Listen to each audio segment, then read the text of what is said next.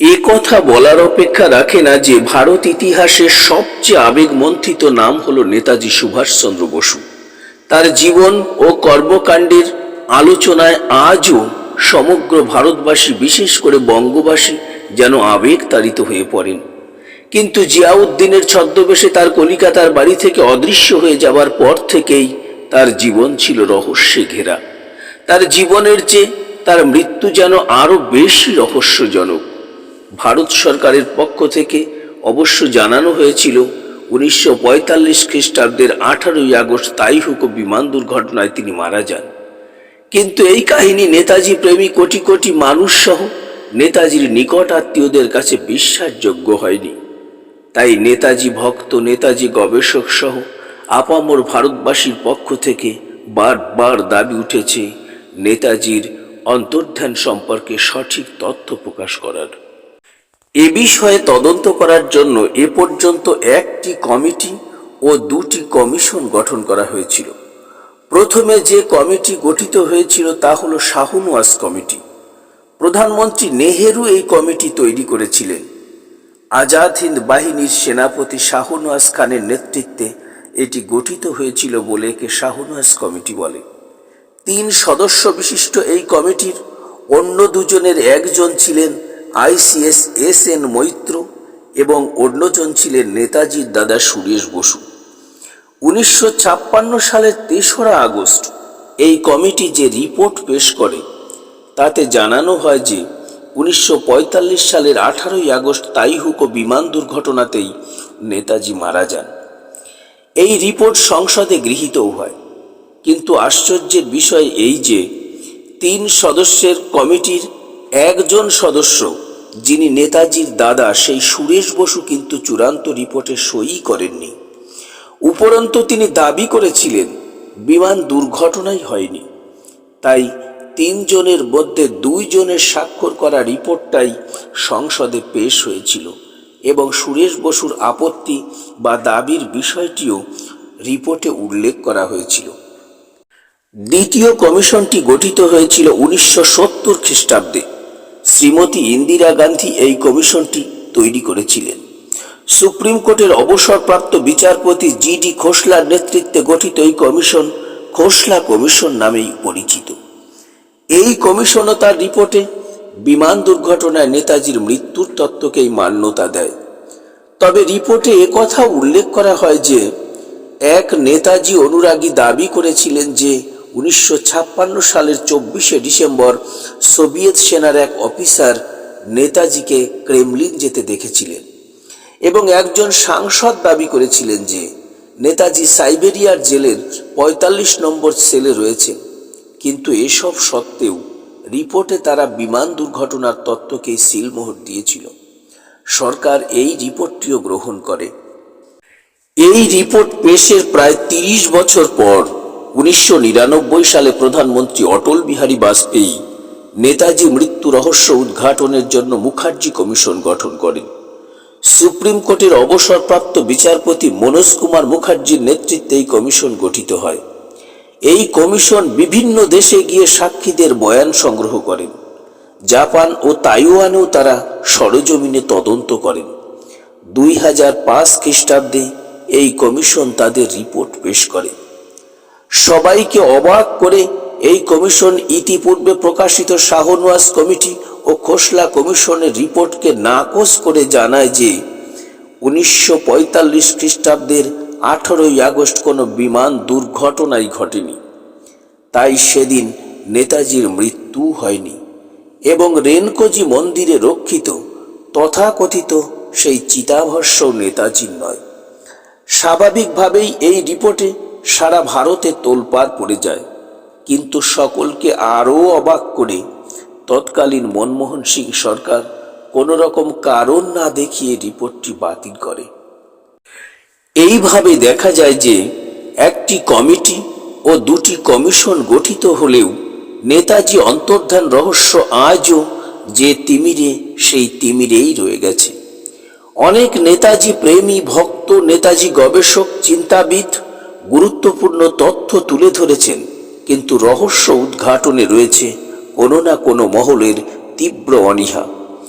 এবার দেখা যাক 1945 সালের তথাকথিত বিমান দুর্ঘটনার পর নেতাজি জীবিত থাকার সপক্ষে কোন কোন সূত্র থেকে কি কি তথ্য পাওয়া যায়।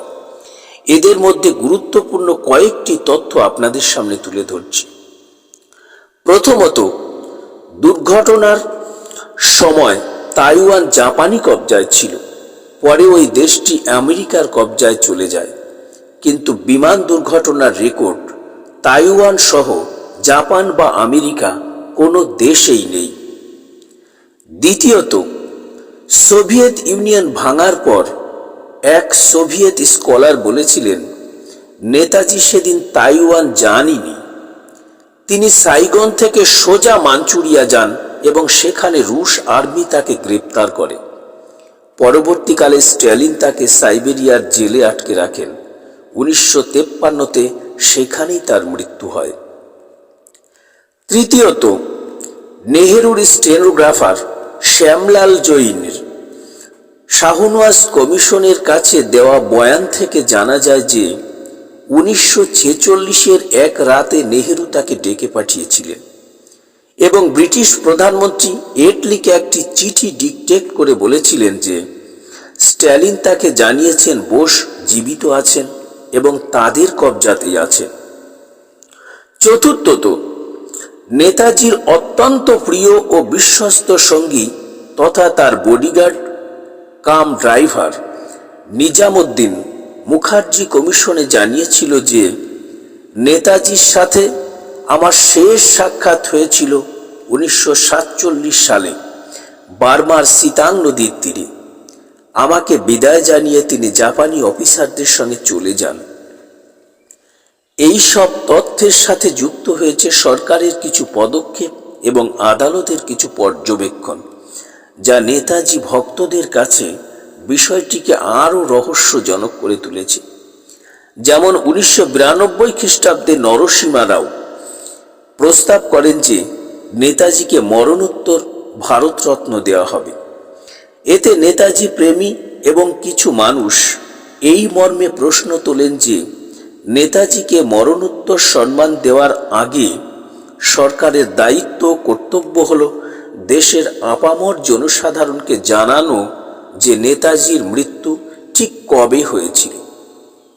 এই মর্মে তারা সুপ্রিম কোর্টে মামলাও করেন, কিন্তু ভারত সরকার কোর্টে নেতাজির সঠিক মৃত্যুর দিনক্ষণ জানাতে ব্যর্থ হয়।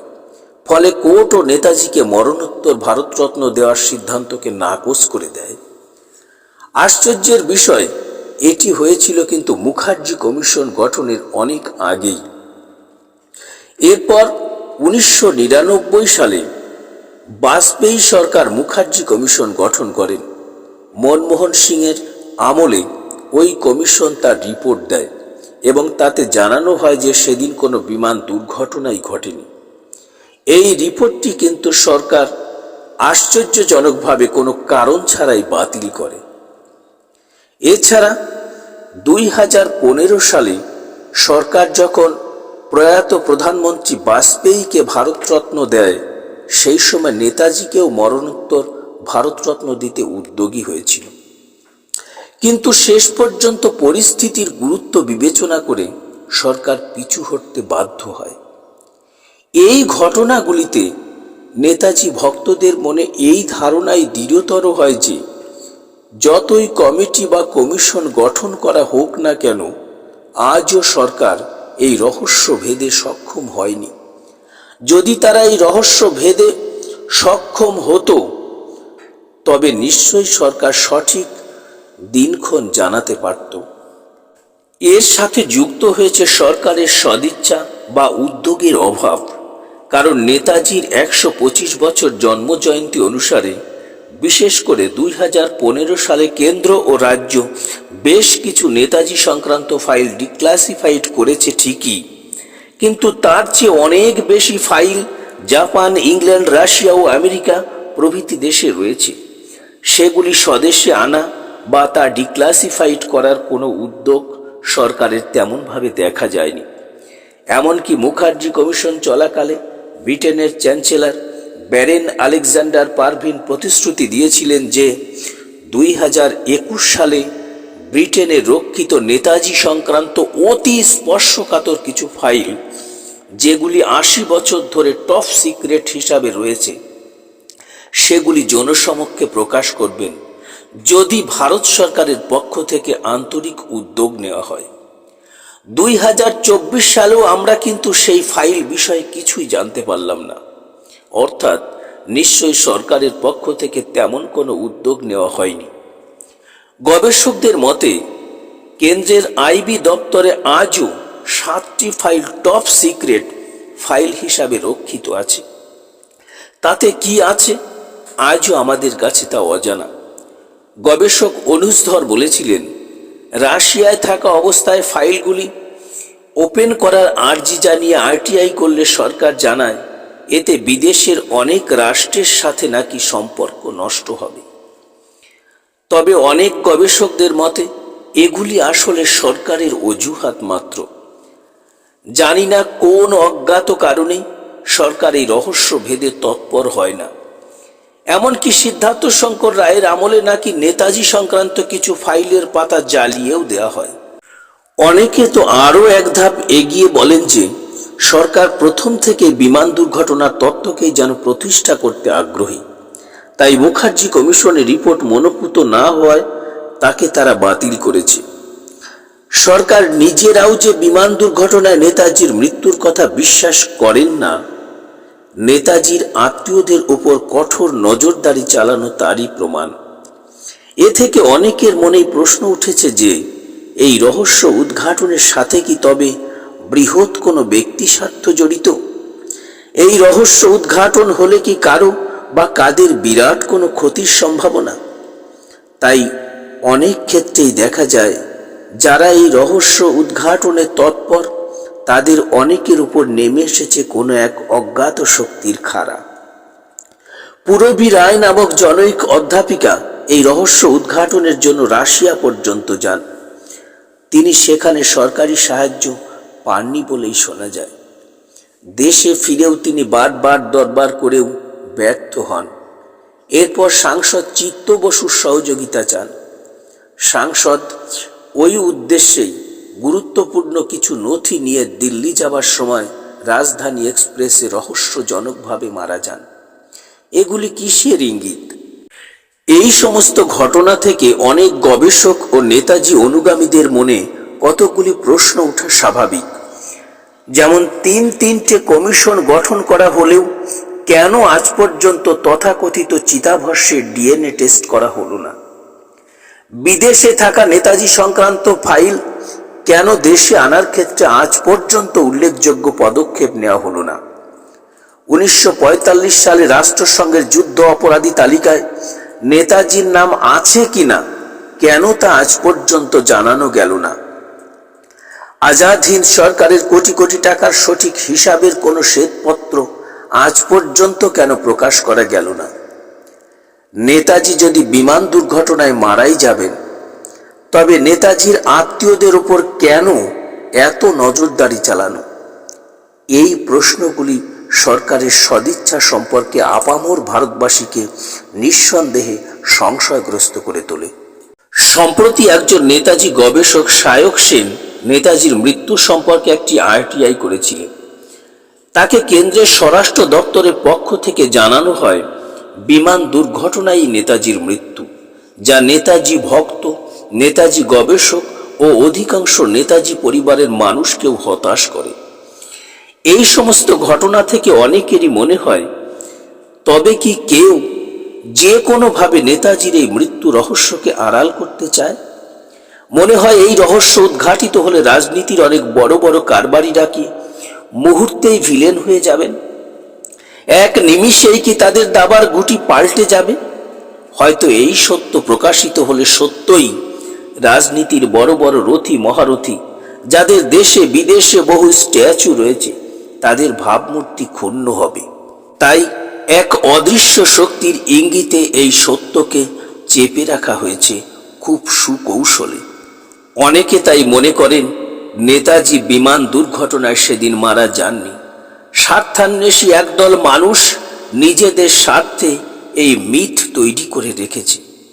এখন প্রশ্ন হলো, যদি তিনি সেদিন মারা না যান তবে পরবর্তীকালে তিনি কোথায় গেলেন বা বেঁচে থাকাকালে তিনি প্রকাশ্যে এলেন না কেন? দেশকে তো তার খুবই দরকার ছিল। এ বিষয়ে সাধারণত তিনটি মত প্রচলিত আছে। প্রথম মত অনুসারে বিমান দুর্ঘটনার তত্ত্বটি আসলে নেতাজি নিজেরই সৃষ্টি করা স্ট্র্যাটেজি। আসলে এর মাধ্যমে তিনি বিশ্বের দৃষ্টি অন্যদিকে ঘুরিয়ে সবার অলক্ষ্যে তিনি রাশিয়ায় প্রবেশ করেছিলেন, কিন্তু সেখানে রুশ আর্মির হাতে গ্রেপ্তার হয়ে তিনি রাশিয়া বা সার্বিয়ার কারাগারে বন্দী অবস্থায় মারা যান। দ্বিতীয় মত অনুসারে নানা রকম যুক্তি ও বিভিন্ন প্রমাণের সাহায্যে অনেকেই বিশ্বাস করেন যে নেতাজি ভারতে ফিরে এসেছিলেন এবং উত্তরপ্রদেশের ফৈজাবাদ শহরের রাম ভবন নামের এক বাড়িতে ভগবানজি বা গুমনামী বাবার ছদ্মবেশে বাকি জীবন অতিবাহিত করেন। 1985 সালের 16 সেপ্টেম্বর তিনি মারা যান। তৃতীয় মতটি হল 1985 সালের 16 সেপ্টেম্বর গুমনামী বাবার মৃত্যু হয়নি। এক্ষেত্রে তার দ্বিতীয়বার অন্তর্ধান হয়েছে। তিনি এখনও জীবিত আছেন। বর্তমানে তার বয়স হবে 126 বছর। বেঁচে থাকা সত্ত্বেও তিনি কেন প্রকাশ্যে আসলেন না, এ বিষয়েও নেতাজি গবেষকদের বক্তব্য, 1945 সালে রাষ্ট্রসংঘের আইন অনুসারে তাকে ওয়ার ক্রিমিনাল বা যুদ্ধ অপরাধী করা হয়েছে। তাই তিনি প্রকাশ্যে এলে তাকে ইংল্যান্ড বা আমেরিকার হাতে তুলে দিতে হতো। সেখানে তার ফাঁসি বা যাবজ্জীবন হতো। এই বাধ্যবাধকতাই তাকে প্রকাশ্যে আসতে দেয়নি। যাই হোক, একজন দায়িত্বশীল ভারতের নাগরিক হিসাবে আমরা চাইব যে কোনো কিছুর বিনিময়ে যেন আমাদের প্রিয় নেতাজির এই অন্তর্ধান রহস্যের নিরসন হয়, প্রকৃত সত্য যেন উদ্ঘাটিত হয়। সেই আশায় আমরা রয়েছি এবং থাকব। বর্তমান মোদী সরকার বিভিন্ন ক্ষেত্রে অনেক সাহসী পদক্ষেপ নিয়েছে। আশা করি এক্ষেত্রেও সাহসিকতার পরিচয় দিয়ে এই রহস্য উদ্ঘাটনে তারা উদ্যোগী হবেন। আগামী 23শে জানুয়ারি নেতাজির প্রতি গভীর শ্রদ্ধা জানিয়ে সকলের কাছে এই আবেদন রাখছি যে আসুন তার শ্রদ্ধাঞ্জলির দিনে সকলে একত্রে এই রহস্য উদ্ঘাটনের দাবি জানাই। তা না হলে নেতাজি মৃত্যু রহস্য চিরকাল সেই তিমিরেই রয়ে যাবে, আর আমাদের দেশ নায়কের প্রকৃত ইতিহাস চিরকাল রয়ে যাবে লোকচক্ষুর অন্তরালে। শাহনওয়াজ কমিশনে দেওয়া জবানবন্দির উপর ভিত্তি করে বিমান দুর্ঘটনার পুঙ্খানুপুঙ্খ বর্ণনা জানতে চাইলে আমার চ্যানেলটি সাবস্ক্রাইব করে আমার সেই ভিডিওটিও দেখে নেবেন। ভিডিওটি সম্পূর্ণ দেখার জন্য ধন্যবাদ। জয় হিন্দ।